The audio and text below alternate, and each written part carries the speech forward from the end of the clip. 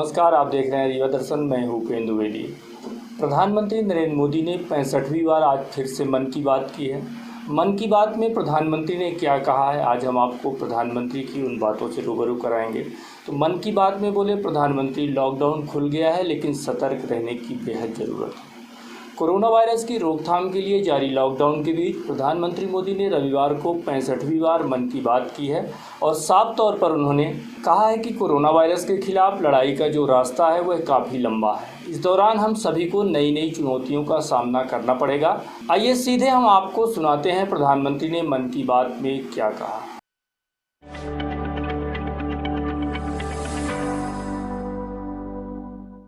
मेरे प्यारे देशवासियों, नमस्कार। कोरोना के प्रभाव से हमारी मन की बात भी अछूती नहीं रही है। जब मैंने पिछली बार आपसे मन की बात की थी, तब पैसेंजर ट्रेनें बंद थी, बसें बंद थी, हवाई सेवा बंद थी। इस बार बहुत कुछ खुल चुका है।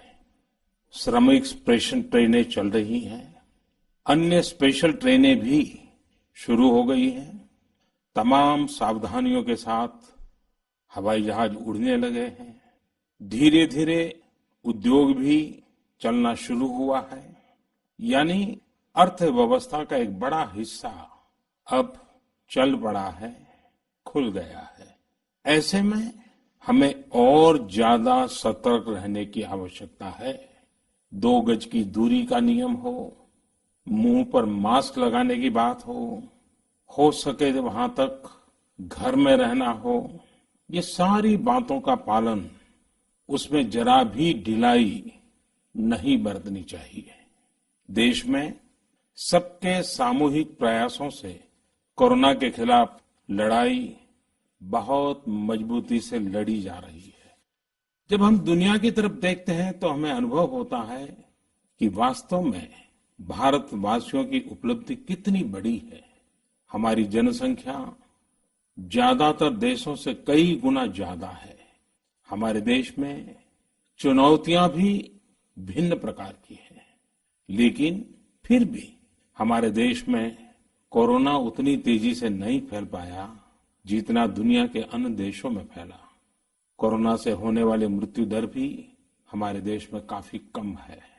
जो नुकसान हुआ है उसका दुख हम सबको है, लेकिन जो कुछ भी हम बचा पाए हैं वो निश्चित तौर पर देश की सामूहिक संकल्प शक्ति का ही परिणाम है।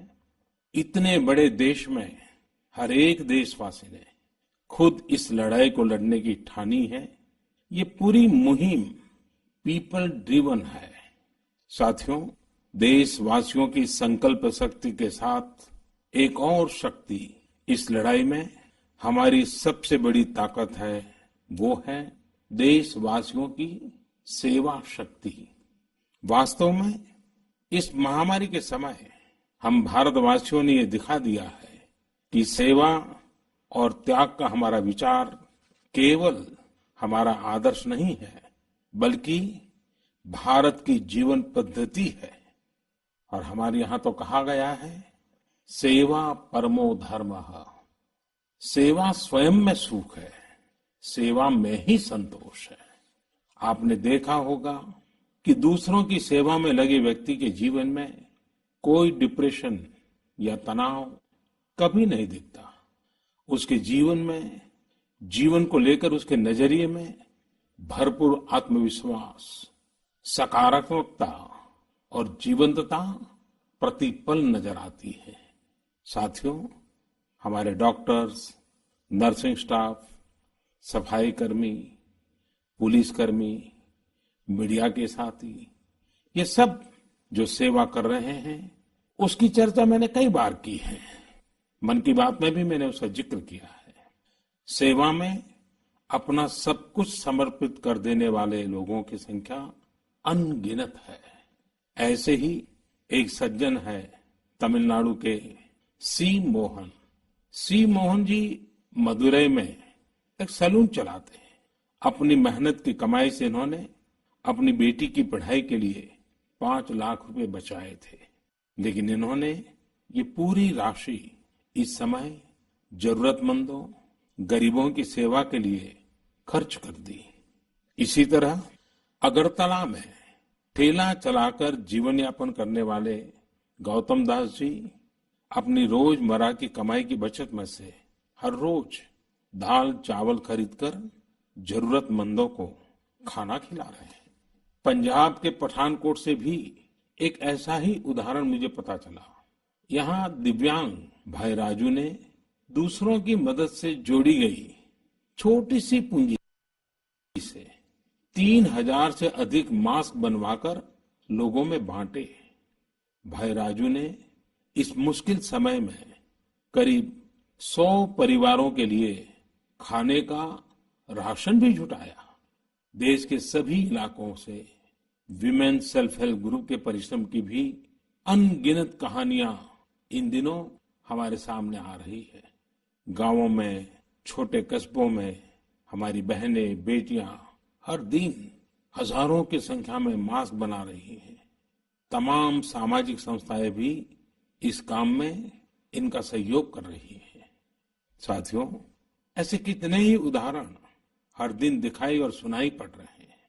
कितने ही लोग खुद भी मुझे नमो ऐप और अन्य माध्यमों के जरिए अपने प्रयासों के बारे में बता रहे हैं। कई बार समय की कमी के चलते मैं बहुत से लोगों का, बहुत से संगठनों का, बहुत सी संस्थाओं का नाम नहीं ले पाता हूं।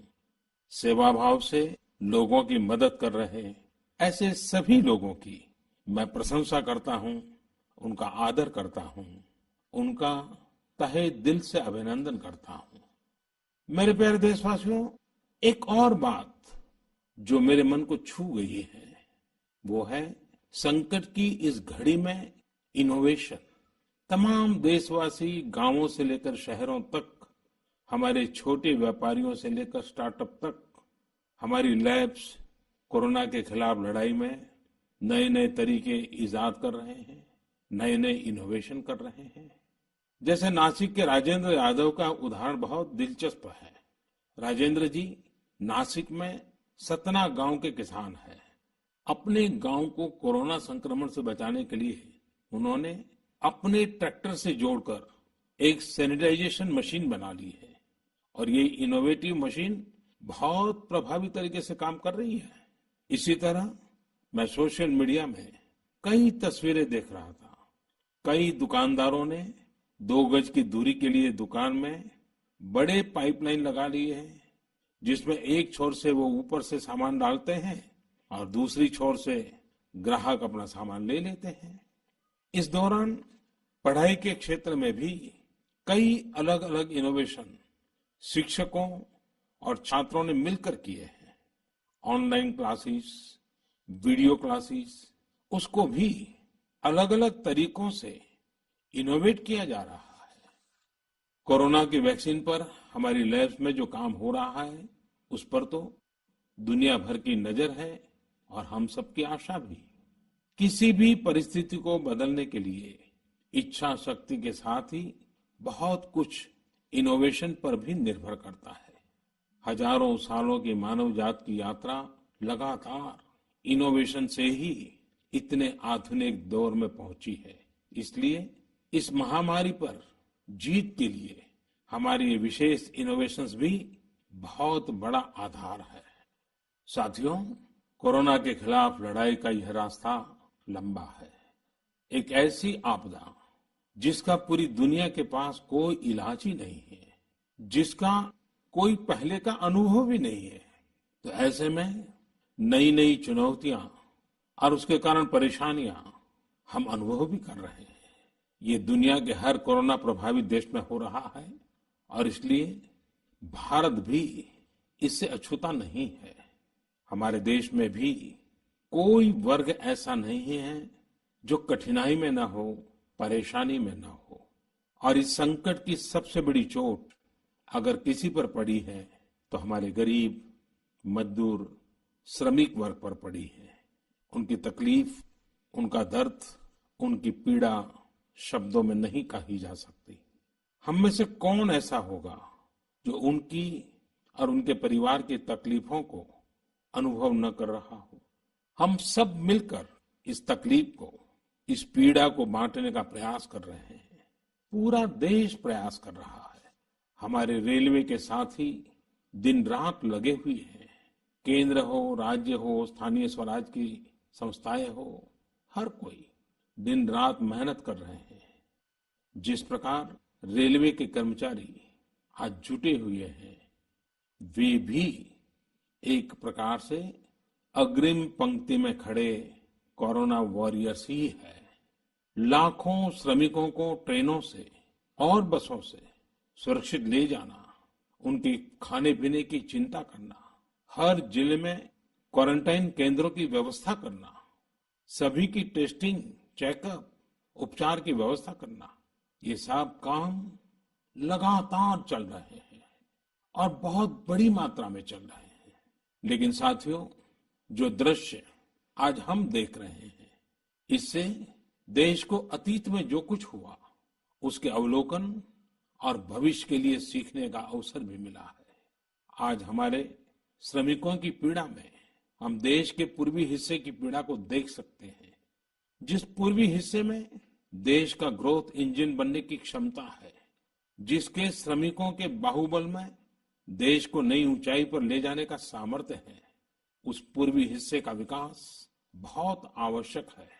पूर्वी भारत के विकास से ही देश का संतुलित आर्थिक विकास संभव है। देश ने जब मुझे सेवा का अवसर दिया, तभी से हमने पूर्वी भारत के विकास को प्राथमिकता दी है।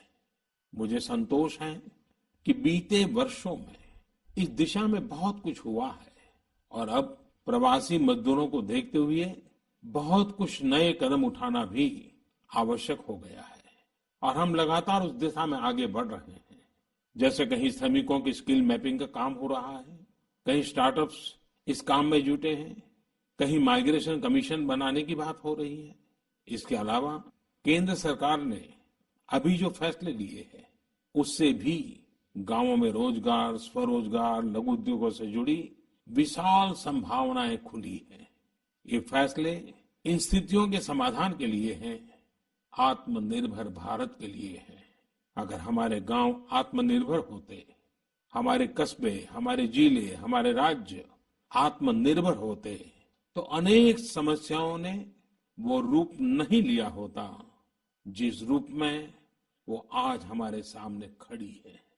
लेकिन अंधेरे से रोशनी की ओर बढ़ना मानव स्वभाव है। तमाम चुनौतियों के बीच मुझे खुशी है कि आत्मनिर्भर भारत पर आज देश में व्यापक मंथन शुरू हुआ है। लोगों ने अब इसे अपना अभियान बनाना शुरू किया है। इस मिशन का नेतृत्व देशवासी अपने हाथ में ले रहे हैं। बहुत से लोगों ने तो ये भी बताया है कि उन्होंने जो जो सामान उनके इलाके में बनाए जाते हैं, उनकी एक पूरी लिस्ट बना ली है। ये लोग अब इन लोकल प्रोडक्ट्स को ही खरीद रहे हैं और वोकल फॉर लोकल को प्रमोट भी कर रहे हैं।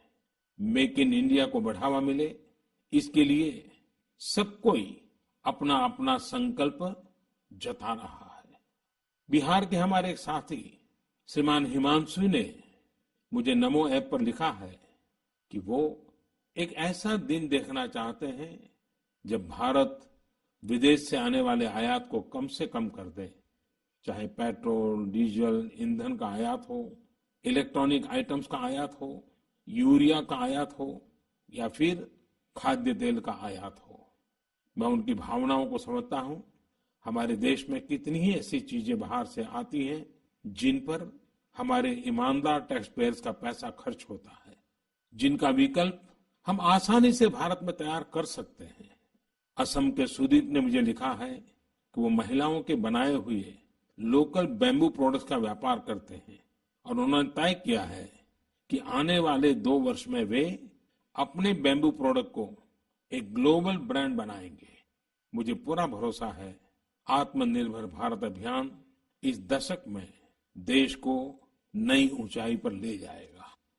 मेरे प्यारे देशवासियों, कोरोना संकट के इस दौर में मेरी विश्व के अनेक नेताओं से बातचीत हुई है, लेकिन मैं एक सीक्रेट जरूर आज बताना चाहूंगा। विश्व के अनेक नेताओं की जब बातचीत होती है तो तो मैंने देखा इन दिनों उनकी बहुत ज्यादा दिलचस्पी योग और आयुर्वेद के संबंध में होती है। कुछ नेताओं ने मुझसे पूछा कि कोरोना के इस काल में ये योग और आयुर्वेद कैसे मदद कर सकते हैं। साथियों, अंतर्राष्ट्रीय योग दिवस जल्द ही आने वाला है। योग जैसे जैसे लोगों के जीवन से जुड़ रहा है, लोगों में अपने स्वास्थ्य को लेकर जागरूकता भी लगातार बढ़ रही है। अभी कोरोना संकट के दौरान भी ये देखा जा रहा है कि हॉलीवुड से हरिद्वार तक घर में रहते हुए लोग योग पर बहुत गंभीरता से ध्यान दे रहे हैं। हर जगह लोगों ने योग और उसके साथ साथ आयुर्वेद के बारे में और ज्यादा जानना चाहा है, उसे अपनाना चाहा है। कितने ही लोग जिन्होंने कभी योग नहीं किया, वे भी या तो ऑनलाइन योग क्लास से जुड़ गए हैं या फिर ऑनलाइन वीडियो के माध्यम से भी योग सीख रहे हैं। सही में योग कम्युनिटी, इम्यूनिटी और यूनिटी सबके लिए अच्छा है। साथियों, कोरोना संकट के इस समय में योग आज इसलिए भी ज्यादा अहम है क्योंकि ये वायरस हमारे रेस्पिरेटरी सिस्टम को सबसे अधिक प्रभावित करता है। योग में तो रेस्पिरेटरी सिस्टम को मजबूत करने वाले कई तरह के प्राणायाम है, जिनका असर हम लंबे समय से देखते आ रहे हैं। ये टाइम टेस्टेड टेक्निक्स हैं, जिसका अपना अलग महत्व है। कपालभाति और अनुलोम विलोम प्राणायाम से अधिकतर लोग परिचित होंगे, लेकिन भस्त्रिका, शीतली, भ्रामरी जैसे कई प्राणायाम के प्रकार है, जिसके अनेक लाभ भी है। वैसे आपके जीवन में योग को बढ़ाने के लिए आयुष मंत्रालय ने भी इस बार एक अनोखा प्रयोग किया है। आयुष मंत्रालय ने माई लाइफ माई योग नाम से अंतर्राष्ट्रीय वीडियो ब्लॉग उसकी प्रतियोगिता शुरू की है। भारत ही नहीं, पूरी दुनिया के लोग इस प्रतियोगिता में हिस्सा ले सकते हैं। इसमें हिस्सा लेने के लिए आपको अपना 3 मिनट का एक वीडियो बना करके अपलोड करना होगा। इस वीडियो में आप जो योग या आसन करते हुए वो करते हुए दिखाना है और योग से आपके जीवन में जो बदलाव आया है उसके बारे में भी बताना है। मेरा आपसे अनुरोध है, आप सभी इस प्रतियोगिता में अवश्य भाग लें और इस नए तरीके से अंतर्राष्ट्रीय योग दिवस में आप हिस्सेदार बनिए।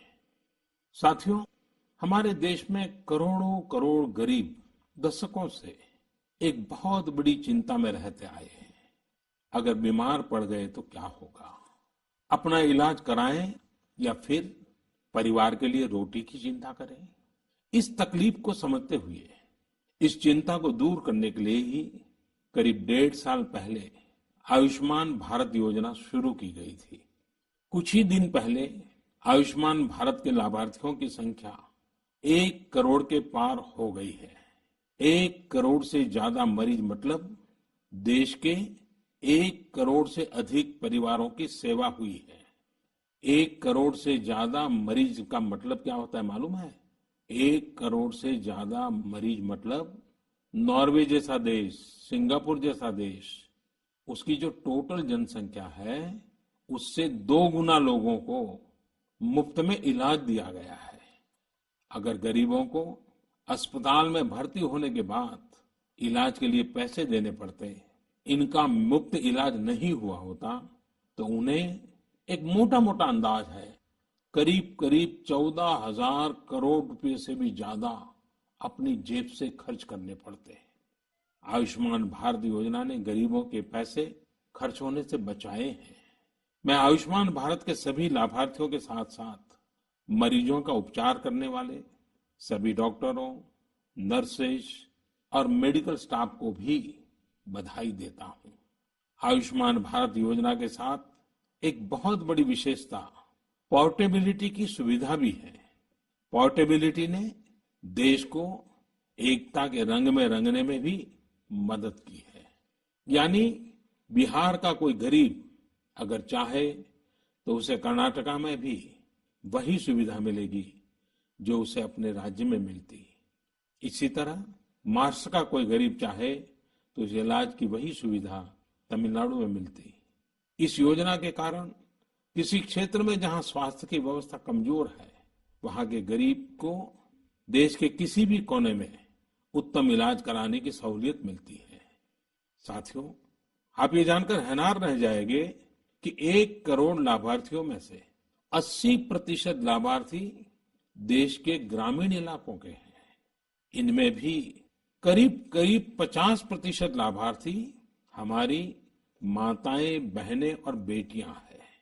इन लाभार्थियों में ज्यादातर लोग ऐसी बीमारियों से पीड़ित थे जिनका इलाज सामान्य दवाओं से संभव नहीं था। इनमें से 70% लोगों की सर्जरी की गई है। आप अनुमान लगा सकते हैं कि कितनी बड़ी तकलीफों से इन लोगों को मुक्ति मिली है। मणिपुर के चुरा चांदपुर में 6 साल के बच्चे केलेनसांग, उसको भी इसी तरह आयुष्मान योजना से नया जीवन मिला है। केलेनसांग को इतनी छोटी उम्र में ब्रेन की गंभीर बीमारी हो गई। इस बच्चे के पिता दिहाड़ी मजदूर हैं और मां बुनाई का काम करती है। ऐसे में बच्चे का इलाज कराना बहुत कठिन हो रहा था, लेकिन आयुष्मान भारत योजना से अब उनके बेटे का मुफ्त इलाज हो गया है। कुछ इसी तरह का अनुभव पुडुचेरी की अमूर्था वल्ली जी का भी है। उनके लिए भी आयुष्मान भारत योजना संकट मोचक बनकर आई है। अमूर्था वल्ली जी के पति की हार्ट अटैक से दुखद मृत्यु हो चुकी है। उनके 27 साल के बेटे जीवा को भी हार्ट की बीमारी थी। डॉक्टर्स ने जीवा के लिए सर्जरी की सलाह दी थी, लेकिन दिहाड़ी मजदूरी करने वाले जीवा के लिए अपने खर्च से इतना बड़ा ऑपरेशन करवाना संभव ही नहीं था। लेकिन अमूर्था वल्ली ने अपने बेटे का आयुष्मान भारत योजना में रजिस्ट्रेशन करवाया और 9 दिनों बाद बेटे जीवा के हार्ट की सर्जरी भी हो गई।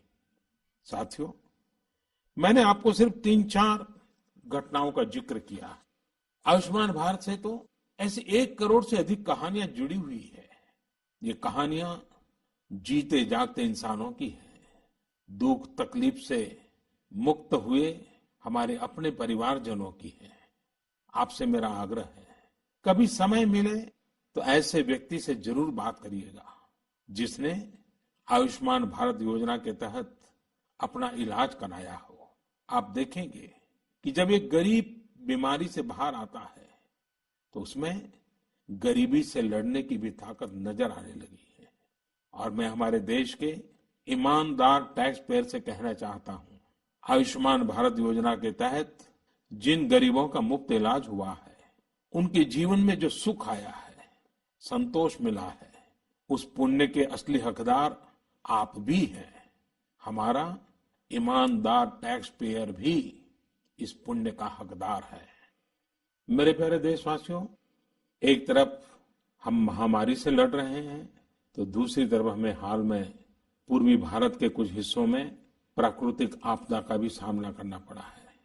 पिछले कुछ हफ्तों के दौरान हमने पश्चिम बंगाल और उड़ीसा में सुपर साइक्लोन अम्फान का कहर देखा। तूफान से अनेकों घर तबाह हो गए, किसानों को भी भारी नुकसान हुआ। हालात का जायजा लेने के लिए मैं पिछले हफ्ते उड़ीसा और पश्चिम बंगाल गया था। पश्चिम बंगाल और उड़ीसा के लोगों ने जिस हिम्मत और बहादुरी के साथ हालात का सामना किया है, प्रशंसनीय है। संकट की इस घड़ी में देश भी हर तरह से वहां के लोगों के साथ खड़ा है। साथियों, एक तरफ जहां पूर्वी भारत तूफान से आई आपदा का सामना कर रहा है, वहीं दूसरी तरफ देश के कई हिस्से टिड्डियों या लोकस के हमले से प्रभावित हुए हैं। इन हमलों ने फिर हमें याद दिलाया है कि ये छोटा सा जीव कितना नुकसान करता है। टिड्डी दल का हमला कई दिनों तक चलता है, बहुत बड़े क्षेत्र पर इसका प्रभाव पड़ता है। भारत सरकार हो, राज्य सरकार हो, कृषि विभाग हो, प्रशासन भी इस संकट के नुकसान से बचने के लिए, किसानों की मदद करने के लिए आधुनिक संसाधनों का भी उपयोग कर रहा है। नए नए आविष्कार की तरफ भी ध्यान दे रहा है। और मुझे विश्वास है कि हम सब मिलकर के हमारे कृषि क्षेत्र पर ये जो संकट आया है, उससे भी लोहा लेंगे, बहुत कुछ बचा लेंगे। मेरे प्यारे देशवासियों, कुछ दिन बाद ही 5 जून को पूरी दुनिया विश्व पर्यावरण दिवस मनाएगी। विश्व पर्यावरण दिवस पर इस साल की थीम है बायोडायवर्सिटी, यानी जैव विविधता। वर्तमान परिस्थितियों में यह थीम विशेष रूप से महत्वपूर्ण है। लॉकडाउन के दौरान पिछले कुछ हफ्तों में जीवन की रफ्तार थोड़ी धीमी जरूर हुई है, लेकिन इससे हमें अपने आसपास प्रकृति की समृद्ध विविधता को, जैव विविधता को करीब से देखने का अवसर भी मिला है।